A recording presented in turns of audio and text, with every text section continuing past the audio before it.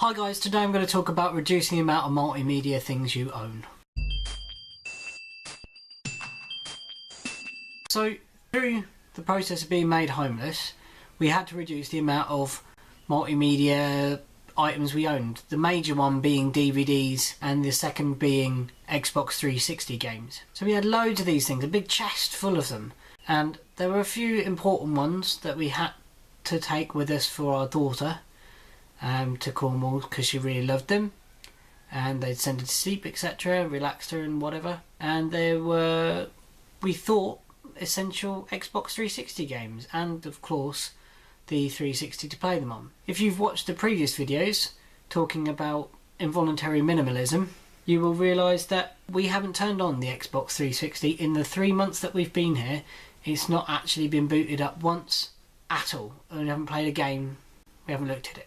So basically all of those Xbox 360 games that we thought were important, we don't need, because we haven't needed to amuse ourselves with them at all. Next, the DVDs.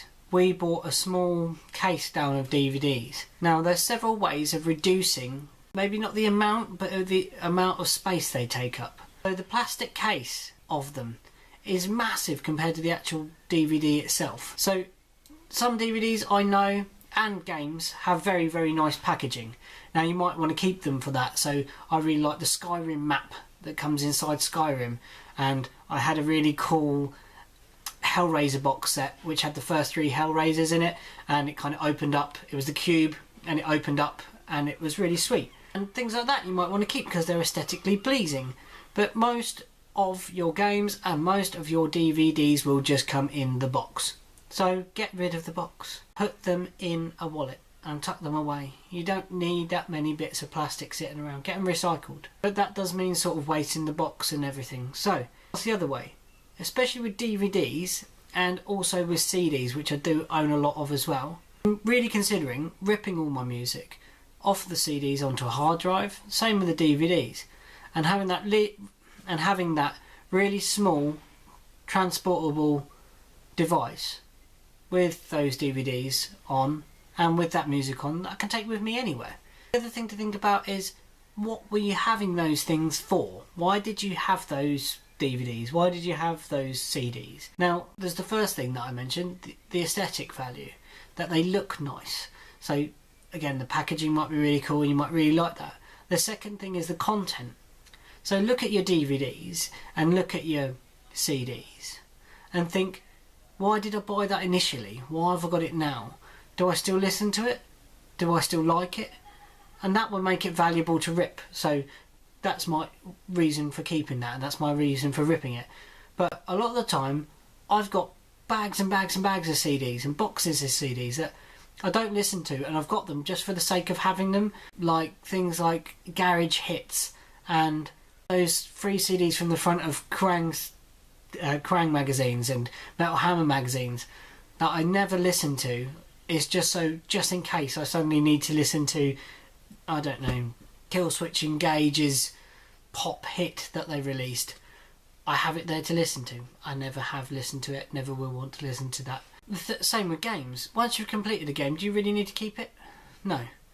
Can you play more than one game at once? No. Do you switch between games when you're playing games? Or do you just kind of binge till you finish and then get rid of?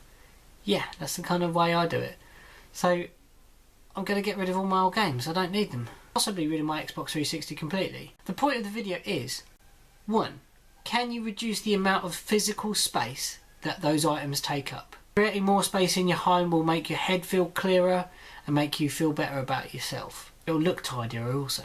And you 2. Reduce the amount of them that you own in total, because they are of no intrinsic value to you other than having the physical item of owning it. And 3, are there any that you can just get completely rid of?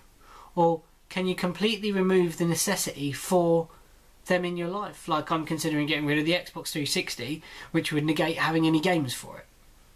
Anyway, it's just an idea of how to make your life a little bit simpler. So if you like the video, please like it, and if you like what you're hearing, also subscribe to the channel, where you'll get more tips on being thrifty and benefit tips and other bits and pieces that pop into my head as ideas. And you'll also get the vlogs, so you'll get to know when we are rehomed and get to follow us through our little journey in life and us getting our lives back together from being made homeless. I hope you like the videos, and I'll see you soon.